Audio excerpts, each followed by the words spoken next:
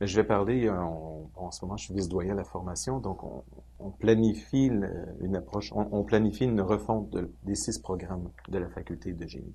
Mais je vais parler plus du programme de génie mécanique. Ça va être surtout sur lui je vais me baser. Donc, le programme de génie mécanique accueille à chaque année environ 120 étudiants.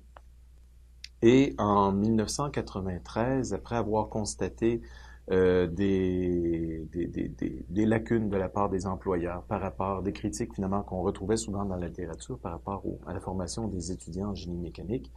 Le département de génie mécanique, moi j'étais étudiant en ce moment-là, j'étais pas professeur. Le département de génie mécanique a décidé de lancer une refonte complète du programme. Donc, le temps de tout mettre ça en place, en 1996, le programme réformé a été mis en place. C'est un programme qui était basé sur le développement, donc c'était le développement de compétences. C'était une approche programme, donc vraiment le programme au complet, avec une logique d'approche programme, on pourra en parler. Alors, ça, c'est en 1996. Aujourd'hui, en 2012, on est en train de revoir ce programme-là, toujours dans la logique de l'approche programme, mais pour aller plus loin encore dans l'idée de professionnaliser davantage nos étudiants. Alors, sinon, tous les programmes à la faculté de génie ont tous été construits là, depuis 96, aller jusqu'à 2001, les dernières grandes réformes, 2001-2002. Ils ont tous une structure programme. Donc, c'est pas un enchaînement de cours non connectés entre eux. Au contraire, on veille à ce que les activités pédagogiques fassent un tout à chaque session et que de session en session, ça forme un tout cohérent pour que l'étudiant puisse suivre sa progression.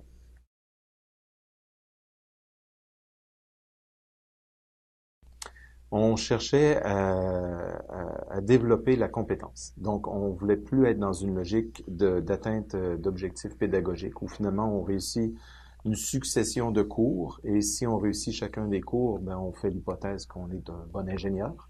Je pense que c'est quelque chose qui se développe, la capacité à mobiliser nos ressources, nos connaissances, la capacité à agir, à prendre des décisions. Alors, l'idée, c'était de former des ingénieurs beaucoup plus prêts à exercer directement l'ingénierie en sortant du bac, plutôt que de laisser à l'entreprise le soin de les préparer puis de les emmener à ce qu'ils puissent être opérationnels. Donc, on a fait le pari qu'on pouvait transmettre peut-être un peu moins de connaissances, imbriquer davantage d'opportunités pour qu'ils mettent en pratique leurs connaissances, leurs différentes habiletés pour réaliser du concret, des projets concrets.